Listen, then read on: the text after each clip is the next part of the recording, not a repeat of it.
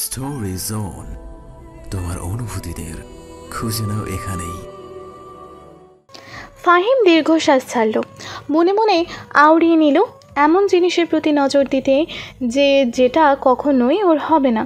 তারপর নিজেকে সহজ করে আফরার উদ্দেশ্যে বলল, আপনি রেডি আফরা? হুম। মারুফের সাথে বাইরে চলুন তাহলে, ফারহান বাইরেই আছে। স্নিগ্ধ সকালের এই সময়ে বাতাসটা অত্যন্ত ফুরফুরে থাকে। ফারহানের প্রয়োজনীয় সব জিনিসপত্রগুলো এক এক করে গাড়িতে উঠিয়ে নিল। টাঙ্গাউর হাওর যাওয়া হবে, সকলেই উঠেছে। ফারহান সকালে উঠেছে বললে ভুল হবে। ফজরের মুহূর্তেই সাব্বিরা শামসু তাকে এসে ডেকে তুলেছে। সাব্বিরা শামসু যাবে ওদের সাথে টাঙ্গাউর হাওরে। এর জন্য কেউ খুশি হোক না হোক, বেজায় খুশি হয়েছে চঞ্চলা ইলা। ফারহান সব কিছু গাড়ির পেছনে রেখে একবার গাড়িতে একটু হেলে দাঁড়িয়ে রইল, দৃষ্টি নিবদ্ধ অপেক্ষারত মানুষগুলোর আশার দিকে। অবশেষে সেই প্রহর কাটিয়ে সর্বপ্রথম এলো বেগুনি সালোয়ার কামিজ পরনে এক অপরূপা নারী। ফারহান একবার তাকেই আর চোখ সরাতে পারল না। ওর বোধ অনেক পরে আন্দাজ করতে পেরেছে যে মানবীটি কে। ঘাড়ের একটু নিচ পর্যন্ত ঢেউ খেলানো চুল, কোণে সুন্দর করে সিথি করা, হাতে কোহিনূরের মতো ঝকঝক করা ব্রেসলেট, আর সেই লোভনীয় রূপ। ফারহানের হৃদয়ের কম্পন বন্ধ হয়ে গিয়েছে ক্রমশ। আফরাকে সালোয়ার কামিজে এতটা সুন্দর লাগতে পারে এ নিয়ে ওর ধারণা ছিল না বিন্দু মাত্র।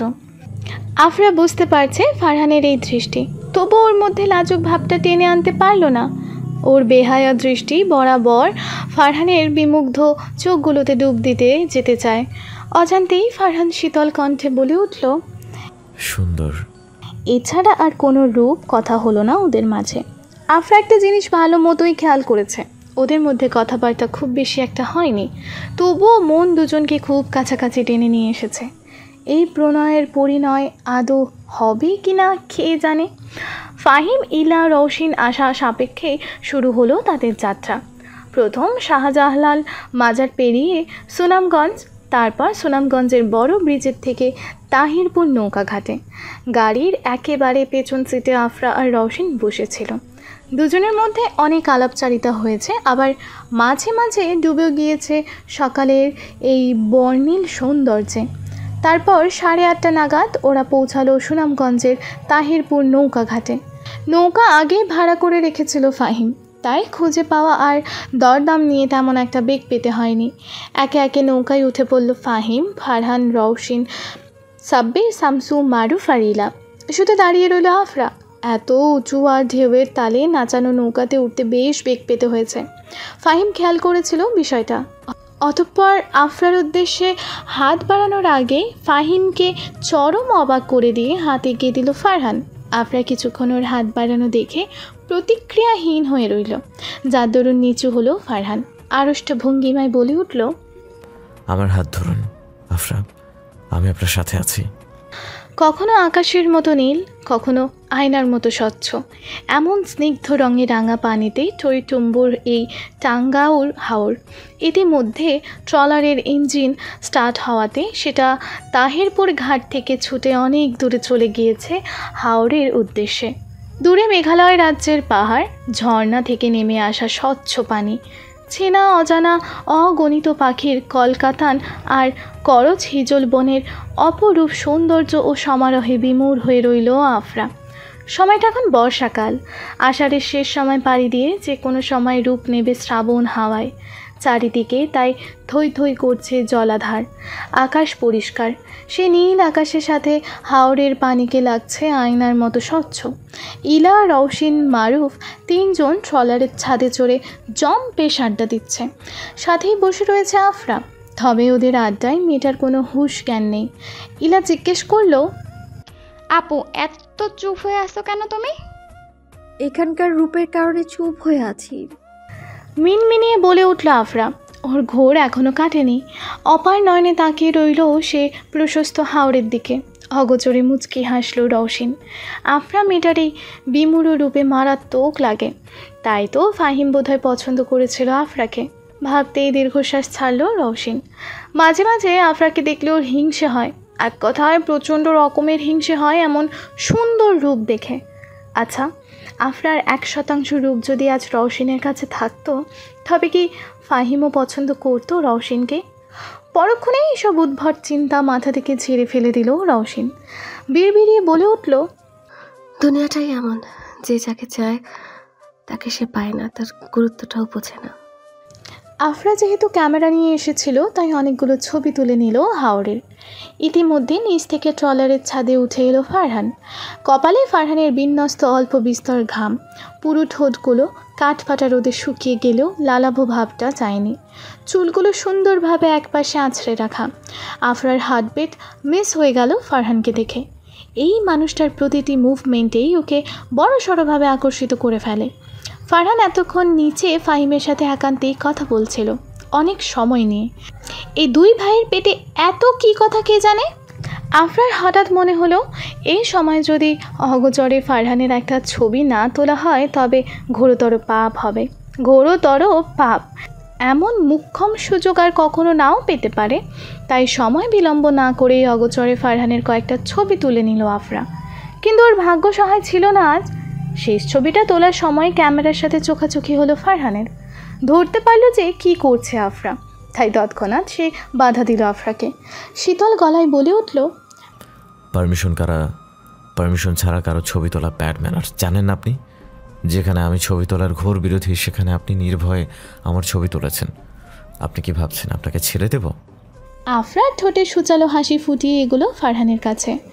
মিনমিনিয়ে বলল, ছেড়ে না দিলে আমায় ধরে রাখবেন বুঝি? রাখতে পারেন, আই ডোন্ট মাইন্ড। ফারহান অবাক প্রসন্ন হয়ে আফরার দিকে তাকিয়ে রইল কিছুক্ষণ। মনে মনে ভাবতে লাগলো, এমন এক্সট্রোভার্ট টাইপ মেয়ে এই প্রথম দেখল ফারহান। আফরা এমন একজন মেয়ে যার মুখে কোনো বাদ নেই, অনায়াসেই যে কোনো কথা বলে দিতে পারে। ফারহান এবার সূক্ষ্মভাবে এড়িয়ে গেল আফরাকে। আর যাই হোক, এতগুলো মানুষের সামনে কিছুতেই অস্বস্তির শিকার হবে না এই আফরার কাছে। ট্রলার এবার টাঙ্গাউর হাওরের ওয়াচ টাওয়ারের সামনে থেমেছে। রৌদ্রের উত্তাপে ঝিকমিক করছে চারিদিক। টলটলে পানির দৃশ্যটা ওয়াচ টাওয়ারের কাছাকাছি আসার পর খানিকটা ঘোলাটে দেখা দিল। আফরা অদূরেই খেয়াল করলো ইট পাথরের তৈরি একটা সুন্দর ওয়াচ টাওয়ার। মাঝখানে সুন্দর গোলাকৃত করে সিঁড়ি বসিয়ে দেওয়া হয়েছে। আফরা রওশিনকে জিজ্ঞেস করলো, এখানে ট্রলার থামিয়েছে কেন রওশিন? ওয়াচ টাওয়ারের সামনে মূলত সুইমিং করার জন্যই ট্রলার থামায়। সবাই তো অলরেডি প্রস্তুত, তুমিও করতে চাও সুইমিং আপু? ঘোরাফেরা আর সুইমিং এই দুটোর প্রতি বিশেষ দুর্বলতা আফরার। পানি দেখলেই ওর ঝাঁপিয়ে পড়তে মন চায়। আর ফারহানকে সাথে সাতগাঁওয়ের বিলের সেই শেষ অভিজ্ঞতাটা মনে পড়তেই ওর মধ্যে ওয়েদার ডিমান্ডস মনোভাবটা চারা দিয়ে উঠল স্নায়ুতে। ফারহান ইতিমধ্যে লাইফ জ্যাকেট পরে ফেলেছে, সেই সাথে ফাহিম, সাব্বির আর শামসুও। আফরাও এবার পানিতে নামবে বলে পণ করলো। যেই ভাবা সেই কাজ। আচমকা সবাইকে অবাক করিয়ে দিয়ে সে লাইফ জ্যাকেট না পরে ঝাঁপ দিল হাওরের টইটুম্বুর পানিতে। প্রথমে সবাই বিস্মিত হয়ে গেলেও ক্রমেই বোধ ফিরে পেল সবাই। মনে বাসা বাঁধল উদ্রেক। এই ভরা বর্ষায় কীভাবে লাইফ জ্যাকেট ছাড়া পানিতে ঝাঁপ দিল আফরা? কিছু হয়ে গেলে? ফারহান পুরো ব্যাপারটা ভাবার আগেই হঠাৎ পানিতে ঝাঁপ দিল। পানিতে ঝাঁপ দেওয়া দরুন টইটুম্বু শব্দটা কানে বাজছে সবার। এইমাত্র কী করলো এটা ফারহান? ফারহানের এই নতুন গুণের সাথে একেবারে অপরিচিত সবাই।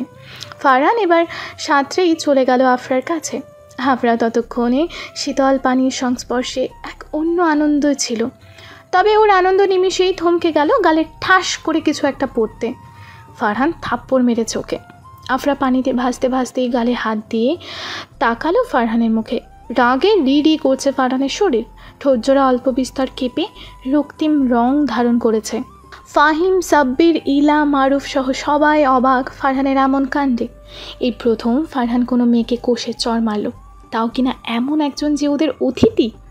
ছলছল করে উঠল আফরার চোখ। শিথিল হয়ে গেল ওর পুরো শরীর।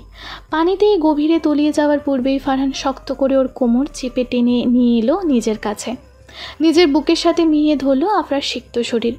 ফারহান এমনভাবে ওকে চেপে ধরেছে যেন ছেড়ে দিলেই হয়তো চলে যাবে পানির গভীর অতলে, যা মোটেও নিতে পারবে না ফারহান। থমথমে গলায় সে বলে উঠল, আপনি কি পাগল আফরা? এভাবে লাইফ জ্যাকেট ছাড়া কি হিসেবে ঝাঁপ দিলেন? এখানকার গভীরত্বের কথা আন্দাজ আছে আপনার? তলিয়ে যেতেন পানিতে, নিজে তো মরতেনি, সাথে আমার নিঃশ্বাসটাও কেড়ে নিতেন। আফরার মস্তিষ্কের নিউরন অচল হয়ে গিয়েছে ছেলেটার কথায়। ফারহানের চোখে মুখে রাগের সাথে ভয় আর উদ্রেকের চরম রেশ। আফরা প্রথমে ফারহানের এমন ব্যবহার নিতে পারছিল না কোনোভাবেই। এতদিন ইগনোর করাও ঠিক ছিল, তবে ফারহান যে কখনো ওকে চর বসিয়ে দেবে এটাও ভাবতেই পারেনি। হু হু করে বইছে হাওরের বাতাস। পানিতে ভেসে থাকা দুজন মানবীর চোখের ভাষা ভিন্ন। যাই প্রথম ফাহিম দেখল অন্য নজরে। কিছু একটা আছে আফরা আর ফারহানের মধ্যে, যা অজান্তেই গভীর থেকে গভীরতর হচ্ছে আরও। নিজের পছন্দের মানুষের কাছ থেকে থাপ্পড় খাওয়ার পর স্বভাবতই একজন মানুষ সেন্টিমেন্টাল হয়ে পড়ে। আফরার ক্ষেত্রে সেই ব্যাপারটি চলে গিয়েছে অতিরিক্ত পর্যায়ে। পুরোটা জার্নিতে আফরা ছিল মুখ গোমরা করে। ফারহান প্রথম অনেক রাগ থাকলেও পরন্তু নিজের ভুল বুঝতে পেরে অনুতপ্ত হয়েছে বেশ। এই একটা দোষ ফারহানের, রেগে গেলে মাথা কাজ করা বন্ধ করে দেয়। কখন ঠিক কী রূপ প্রতিক্রিয়া করা উচিত তা যেন ভুলেই যায় সে। ফারহান তাই পরবর্তীতে আমতা করে সরি বলল আফরাকে। বলল যে এভাবে সবার সামনে চর মারাটা উচিত হয়নি ওর। মারুফ, ইলা, সাব্বির, শামসু, রওশিন সবাই ফারহানের সাথে তাল মিলিয়ে আফরাকে অনুনয় বিনিময় করে চলল ফারহান ভাইকে মাফ করার জন্য। যতই হোক ওদের সবার চোখের মধ্যমণি ফারহান ভাই।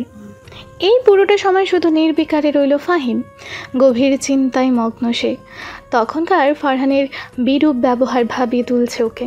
ফারহান তখনই ভয়ঙ্করভাবে রাগে যখন ওর নিকটবর্তী কোনো বিষয় নিয়ে বাড়াবাড়ি করা হয়। আপাত দৃষ্টিতে হিসেব করলে আফরা একেবারে দূরের কেউ ফারহানের। আসলেই কি তাই? আর যাই হোক, আজ ফারহান আর আফরা দুজনের মুখের সেই ভাবভঙ্গি দেখেছে ফাহিম নিশ্চিত ওদের মধ্যে কিছু একটা আছে, যেটা হয়তো গভীরতায় ছুঁই। কিন্তু ফাহিম কোনো ক্রমেই মানতে চাইছে না বিষয়টা। ফারহান ওর কাছে আপন ভাইয়ের থেকেও বেশি কিছু। ফারহান আহত অবস্থায় থাকলে নিজের সকল কার্যকর্ম ফেলে সে ছুটে যায় ফারহানের কাছে ওকে রিকভার করার জন্য। একজন রাজনৈতিক নেতা হওয়ার দরুন কম গুলিবিদ্ধের শিকার হতে হয়নি ফারহানকে। এ সময় ফাহিম ছিল ওর পাশে। ফাহিম ফারহানকে এতটাই বিশ্বাস করতো যে আফরার সম্পর্কে প্রথম অনুভূতিটা সে জানিয়েছিল ফারহানকে। আর সেই ভাই ওর কাছ থেকে এত বড় সত্য লুকালো। যদি ফারহান আগেই বলতো যে দুজনকে পছন্দ করে, ফাহিম কল্পনাও করতো না আফরার ধারে পাশে ঘেঁষার। সেখানে দুটো মানুষই ওর ইমোশন নিয়ে খেলেছে। ফাহিমের মুখ দিয়ে এই প্রথম একটি অশ্রাব্য ভাষা বেরিয়ে এলো ফারহানের জন্য। সুযোগ হোক, ফারহানকে এর জবাবদিহিতা করতেই হবে যে কোনো। এতে বড় সত্যটা সে লুকালো। বিকেলে যখন সূর্য পশ্চিম আকাশে ঢলে পড়ে তখন অপরূপ লাগে দেখতে এই টাঙ্গাউর হাওর। নীলাদ্রি লেকের পাহাড়ি সৌন্দর্য হাওরের টলারে বসা প্রতিটি মানুষকে বিমোহিত করে তুলেছে। অদূরের এক প্রান্তে বসে আছে সাব্বির আর ইলা।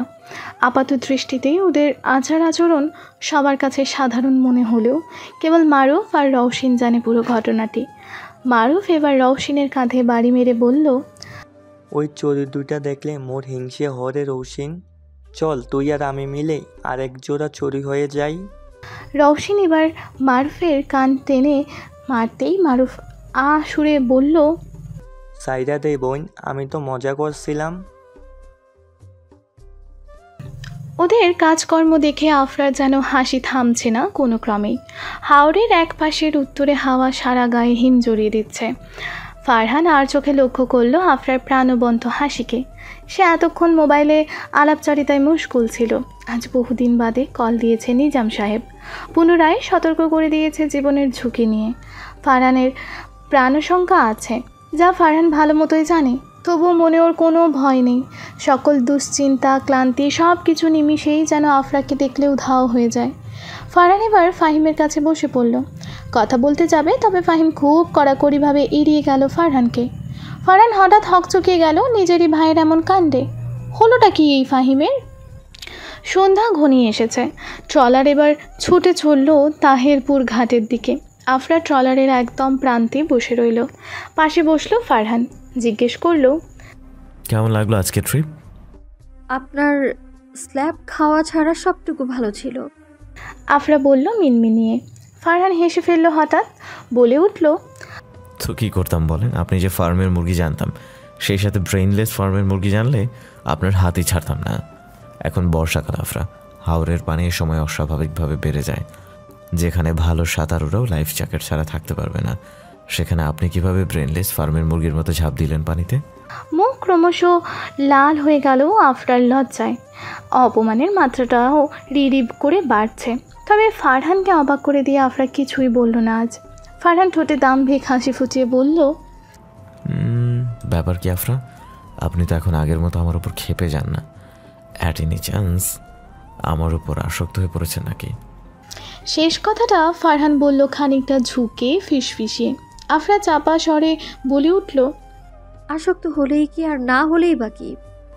না হলে কিছু না, তবে আমার প্রতি যদি আসক্ত হন সেটা কিন্তু আমার কাছে অনেক কিছু। হ্যালো ডিয়ার লিসেনার্স, আপনারা শুনছেন স্টোরিজ অন প্রেজেন্টস ধারাবাহিক পর্ব গল্প। আমাদের সামগ্রিক প্রচেষ্টাকে উৎসাহিত করতে লাইক অ্যান্ড কমেন্ট করতে ভুলবেন না। Thank you. আফরা খপ করে তাকালো ফারহানের চোখে। ফারহানের চোখ অন্য কিছুই বলছে আজ, যা নিমিষেই আফরার হৃদয় কাঁপিয়ে তুলতে পারবে। হাওড়ের বাতাসের দরুন সমান তালে উড়ে চলেছে আফরার অবাধ্য চুল। বেগুনি সালোয়ার কামিজের ওড়নাও সেই সাথেই উড়ছে। ফারহান কিছুক্ষণ মেঘাচ্ছন্নভাবে আকৃষ্ট হয়ে রইল এই রূপে। মনে নিষিক্ত কিছু উন্মাদনা কাজ করছে।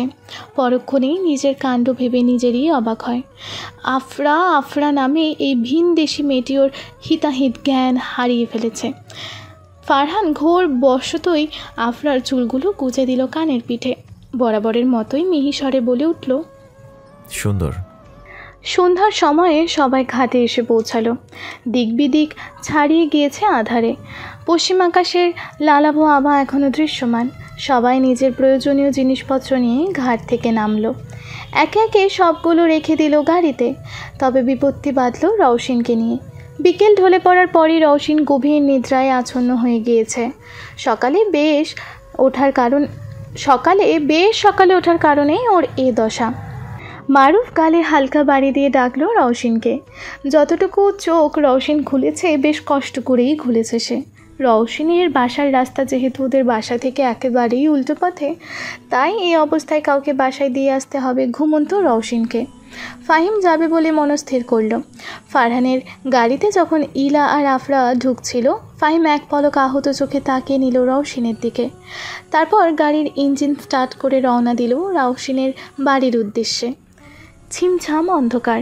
দুধারে উঁচু উঁচু গাছের পাতাগুলো হাওরের ন্যায় দুলছে আনমনে। চা পাতার এক কড়া ঘ্রাণ ভেসে এলো ফাহিমের নাক বরাবর।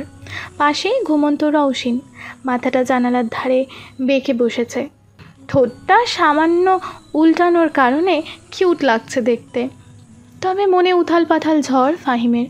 ফারহানের সেই বলা কথাগুলো, আফরার প্রতি ওর দুর্বল দৃষ্টিগুলো ক্রমেই ভাবিয়ে তুলছে ওকে। মন না চাইতেও সায় দিচ্ছে ওদের অন্তরের কোনো সম্পর্কের ব্যাপারে। এসব ভাবতে ভাবতেই গাড়ি এসে থামলো রওশিনদের বাসার সামনে। ফাহিম তারপর সিট বেল্ট খুলে দিল রওশিনের। এক পলক দেখে নিল ওর ঘুমন্ত মুখশ্রী। তারপর কোমল কণ্ঠে ডাক দিল, রোশিন, এসে পড়েছি আমরা, ঘুম থেকে ওঠো। প্রতিক্রিয়া দেখালো না সে।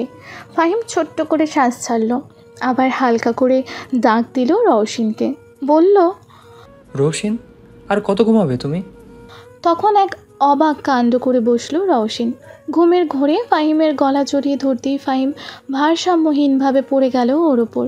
নিজের ঠোঁট জোড়া অস্বাভাবিকভাবে মিশে গেল রওশিনের গোলাপের পাপড়ির ন্যায় ঠোঁটে।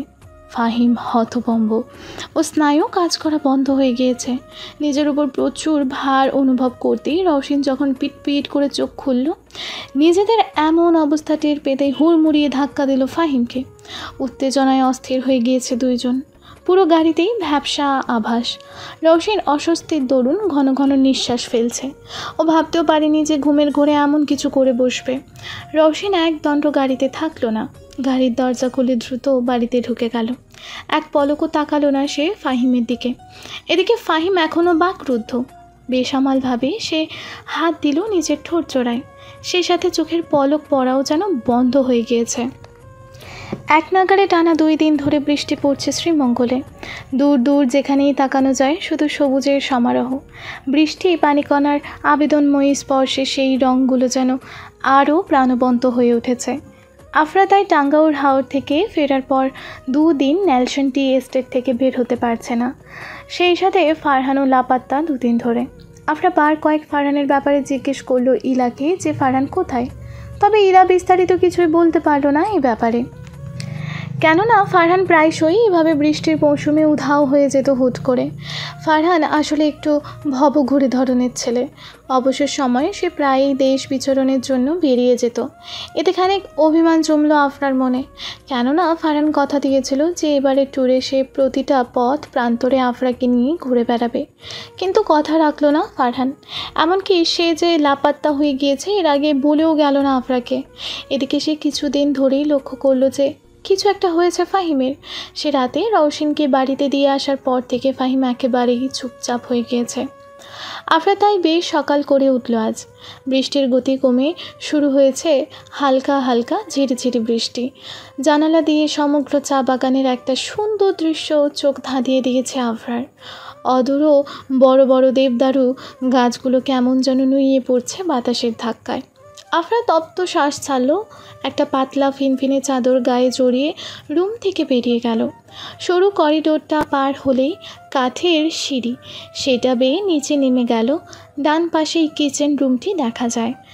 আজ বেশ সকালে উঠেছে বলে মিসেস নাবিলার দেখা পায়নি আফরা, তাই অগত্যায় নিজের আর ফাহিমের জন্য 2 কাপ কফি বানিয়ে ফাহিমের উদ্দেশ্যে পা বাড়ালো। ফাহিম বরাবরই সকালে ওঠে, আর যাই হোক এই 1 মাসে ফাহিমকে দেরিতে উঠতে দেখেনি আফরা। আফরা দরজায় শব্দ করতেই ফাহিম ভেতরে আসতে বলল তাকে। আফরার হাতে 2 কাপ কফির মগে স্পষ্ট দেখা যাচ্ছে স্টারবাক্সের লোগো। আফরা এরকম 1 সেট মগ আমেরিকা থেকে নিয়ে এসেছিল উপহার স্বরূপ। ঠোঁটকলে রয়েছে মুচকি হাসি। আফরা বিনয়ী সুরে বলে উঠল, good morning Fahim. Morning. Fahim বলল মিনমিনিয়ে, মুখে বিস্ময়ের রেশ। আফরা কফির মগ এগিয়ে দিল, বলল, made by me, wanna try it? Fahim আফরার হাত থেকে মগটি নিয়ে নিল। মুখের অবাকতার ছাপটি এখনও যায়নি। মুখে দেওয়া মাত্রই নাকি সুন্দর একটা কফি স্মেল ভেসে আসলো। জিভে তা রাখতেই টের পেল এটার টেস্ট আসলেই অন্যরকম। এই বৃষ্টির মৌসুমে কফির মন্দ নয়। আফরা জিজ্ঞেস করলো, কফিটা কেমন লাগলো আপনার? রিফ্রেশমেন্ট এনে দিয়েছে। এর বেশি কিছু বলতে পারছি না, কারণ আমি রিভিউতে বড্ড বেশি কাঁচা। আফরার ঠোঁটে স্মিত হাসি ফুটে ওঠে, বলল, যে ওয়ার্ডটা শুনতে চেয়েছিলাম সেটাই বলেছেন, so I like it. Fahim কোনো কথা বলল না। আজকাল রওশিন নামের মেয়েটি ওর অন্তরকে কেমন যেন নাড়িয়ে দিয়েছে। ফাহিম আজকাল যেদিকে যায় সেদিকেই কল্পনা করে রওশিনকে। সর্বত্রই টের পায় রওশিনের উপস্থিতি। বসতে গেলেও রওশিন, উঠতে গেলেও রওশিন। সেদিন চেম্বারে এক রোগীকে রওশিন ভেবে তো হ্যালোজেনেটও হয়ে গিয়েছিল। আফরার ডাকেও ধ্যান ফিরল এবার। আফরা প্রশ্নবোধক চাউনি দিয়ে তাকিয়ে আছে ওর দিকে। জিজ্ঞেস করলো, ইদানিং আপনি এত মন মরা হয়ে আছেন কেন ফাহিম?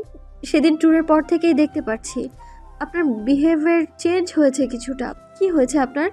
ফাহিম মিহি হাসলো, জড়ানো গলায় বলল, যেমনটা আপনি আমার প্রতি বিহেভিয়ার চেঞ্জ করেছেন তেমনটাই। হঠাৎ অস্বস্তির বেড়াজাল ছড়িয়ে পড়ল সারা ঘরে। আফরা আনমনে নিজের হাত কচলাতে লাগলো। কথাটি সত্য।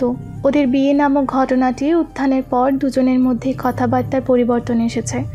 নষ্ট হয়ে গিয়েছে একটি সুন্দর বন্ধুত্বের সম্পর্ক। আফরার মাঝে মাঝে প্রচণ্ড রাগ হয় নিজের মম আর মিসেস নাবিলার প্রতি। কী প্রয়োজন ছিল এভাবে বিয়ে নামক চিন্তা মাথায় টেনে আনার? আবার মাঝে মধ্যে নিজের প্রতিও রাগ হয় যে ফারহানের পেছনে আফরা ইমম্যাচিওরের মতো এতটাই বিমূঢ় হয়েছিল যে ফাহিমের মনে যে ইমোশনস কাজ করছিল তার টেরই পায়নি। ফাহিম দীর্ঘশ্বাস ছাড়ল, বলে উঠল, বাসায় ভালো লাগছে না আফরা? বৃষ্টির জন্য টানা কিছুদিন বাসায়, একটু বোর তো লাগবেই। আপনি এসেছেন এমন এক মৌসুমে। বাংলাদেশের গড়ে সবচেয়ে বেশি বৃষ্টিপাত হয় সিলেট বিভাগের ভেতর এই শ্রীমঙ্গলে, আর এটা তো এমনিতেই বৃষ্টির মৌসুম। আপনি তো আবার আষাঢ় শ্রাবণ মাস থাকবেন বলে পরিকল্পনা করে এসেছিলেন, তাই বৃষ্টির মুখোমুখি কম বেশি হতেই হবে। বুঝলাম ব্যাপারটা, তবে কেন যেন মনে হচ্ছে আমার এখানে 2 মাস থাকা হবে না। 1 মাস অলরেডি হয়ে গিয়েছে, আর সর্বোচ্চ 10-15 দিন, তারপর আমি ফিরে যাব আবার গন্তব্যে। ফাহিম একরাশ হীনমন্যতা নিয়ে আফরার কথার পরিপ্রেক্ষিতে দৃষ্টিপাত করল ওর দিকে। কফিতে আরও 1 চুমুক দিয়ে জিজ্ঞেস করলো, আপনার গন্তব্যে মানে? আমার গন্তব্য বুঝতে পারছে না ফাহিম? যেখানে আমি বড় হয়েছি, যেটা আমার জন্মস্থান, যেখানে আমার লাইফ, ক্যারিয়ার সব কিছু, আমেরিকার ওয়াশিংটন ডিসি। ফাহিম মৌনতা কাটালো, কেননা ও অবগত ছিল ফারহান আর আফরার মধ্যেকার সূক্ষ্ম সম্পর্কের ব্যাপারে। তাই এইসব এড়িয়ে ওর হঠাৎ ফিরে যাওয়ার ব্যাপারটা ভাবিয়ে তুললেও ফাহিম কিছু বলল না। আফরা এবার বলল, অবাক হচ্ছেন তাই না, যে আমি 2 মাস থাকার পরিকল্পনা নিয়ে বিডিতে আসলেও কেন এত দ্রুত ডিসিতে ফিরে যাচ্ছি? প্রথমত, বিডিতে আমার অনিচ্ছাপূর্বক পাঠানো হয়েছিল। পরবর্তীতে এখানে একটা সুন্দর সময় স্পেন্ড করেছি আপনাদের সাথে। এখানকার প্রতিটা জায়গা, এখানকার লাইফস্টাইল, কালচার, আপনাদের আতিথেয়তা সব আমার মন ভালো করে দিয়েছিল। এক কথায় আমার লাইফের বেস্ট একটা মোমেন্ট স্পেন্ড করেছি আমি আপনাদের সাথে। তবে তিক্ত কথা কি জানেন, এখানে সবার নজর কাটতে পারলেও যার দৃষ্টি আমি চেয়েছি সেটা আমি পাইনি। রেন্ট্রি পাতার মধ্যে একজনের পিছে ছুটেছি। তবে আমার বুঝতে দেরি হয়েছে যে কান্ট্রি আমার না, সেখানকার কোনো কিছুই আমার হতে পারবে না। তাছাড়া আমার মম ড্যাড এখানে মেনলি পাঠিয়েছিল আপনার সাথে আমার বিয়ে দেওয়ার জন্যে, যা আমি জানতাম না। তবে পরবর্তীতে জেনেছি ওনারা হয়তো ভুলে গিয়েছিলেন যে আফরা নিজের মনের বিরুদ্ধে কোনো ডিসিশন নেয় না। তবু আমি একটা ডিসিশন নিয়েছিলাম ওনাদের কথা ভেবে।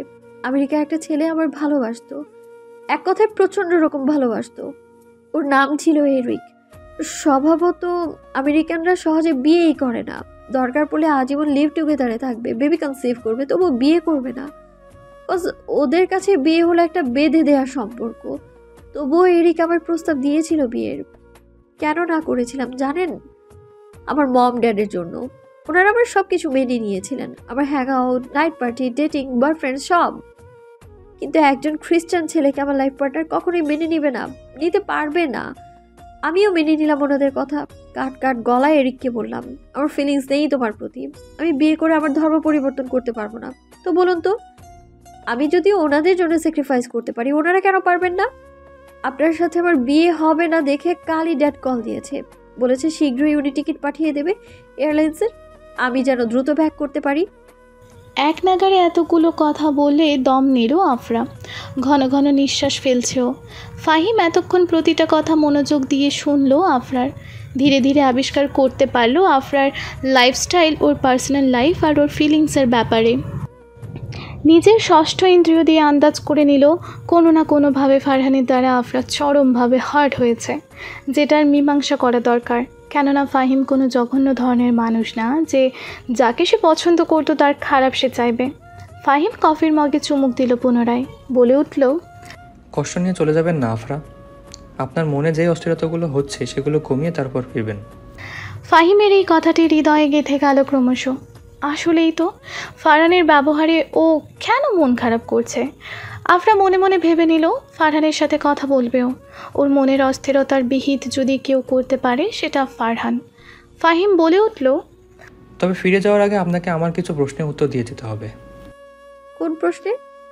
সেটা না হয় সময় হলেও দেখে নিন। ফাহিমের চোখে মুখে রহস্যের ছাপ। আফরা সেই রহস্যময়তা ধরতে পারল না। যদি ধরতে পারত তবে বুঝতে পারত যে আফরা আর ফারহান দুজন কীভাবে ওর অনুভূতিগুলোকে ধূলিসাৎ করেছে। বৃষ্টির তেজ কমার দরুন আফরা পা বাড়ালো বাংলোর বাহিরে। আশেপাশে স্যাঁতস্যাঁতে পরিবেশ সৃষ্টি হয়েছে। দুপুরে এখন 2:30 কি 3টা বাজে। ফাহিম বাসায় নেই, ইলা গিয়েছে প্রাইভেট পড়তে। মিসেস নাবিলা এতক্ষণ আপনার সাথে গল্প করছিল, কিন্তু কিছুক্ষণ আগে মিস্টার ইফাজ বাড়িতে আসাতে তাকে ভাত বেড়ে দিতে মগ্ন হয়ে পড়লেন। আফরা তাই বাংলোর বাহিরে পা বাড়ালো। দূর আকাশে ফুটে উঠেছে মিষ্টি রোদ্দুরের আভা। সেই আলো সমগ্র চা বাগানকে দিন দুপুরেই মায়ার রাজ্যে বানিয়ে দিয়েছে। আফরা পা বাড়িয়ে ফারহানের ছোট্ট কুটিরটিতে গেল। উঠানের এক সাইডে জংলা হয়ে আছে। সামনের কাঠের বারান্দার কাঠের একটি রকিং চেয়ার রাখা। দরজায় তালা ঝুলছে দেখে আফরা দীর্ঘশ্বাস ফেলল। জড়ানো কণ্ঠে বিড়বিড়িয়ে বলে উঠল, কোথায় আপনি কমরেড সাহেব? আপনার চিন্তায় এদিকে যে কেউ অপেক্ষায় আছে সেটার ধারণা আছে আপনার? আজ রওশন খুব ভয়ঙ্কর একটি স্বপ্ন দেখেছিল দিন দুপুরে। সেদিন রাতে ফাহিম আর ওর অপ্রত্যাশিত চুমুর পর স্বপ্নে দেখেছিল যে ফাহিম কানে হাত দিয়ে উঠবোস ঘোরাচ্ছে আর সরি বলছে রওশিনকে। যদি কে দোষ ফাহিমের ছিল না, এমনকি রওশিনেরও না, তবু এই অস্বস্তির মাত্রা কাটিয়ে তোলার জন্যই রওশিন স্বপ্নে ফাহিমকে না বলে দেয়। ফাহিম খুশিতে আরও এক দফা ওর গালে নিজের ঠোঁট স্পর্শ করতেই হড়বড়িয়ে উঠে পড়ে রওশিন। কপাল দিয়ে টপ টপ ঘাম পড়ছিল। রওশিনের বড় ভাই সাব্বির তা দেখে অবাক হয়ে যায়। একে তো ঠান্ডার দিন, তার উপর ওকে এত ঘামতে দেখে অনবরত প্রশ্ন করতে থাকে শারীরিক অবস্থা নিয়ে। তবে রওশিন তা সূক্ষ্মভাবে এড়িয়ে নিজের রুমে চলে গেল। পড়ায় মন দেওয়ার চেষ্টা করলেও যেন পারল না। সে রাতের পর ফাহিমের সাথে একেবারেই দেখা হয়নি রওশিনের। দেখা হবেই বা কীভাবে? রওশিন তো সে রাতের পর মুখোমুখি হয়নি ফাহিমের, কলেজেও যায়নি, এমনকি যোগাযোগ করেনি এলার সাথেও। স্টোরি জোন, তোমার অনুভূতিদের খুঁজে নাও এখানেই।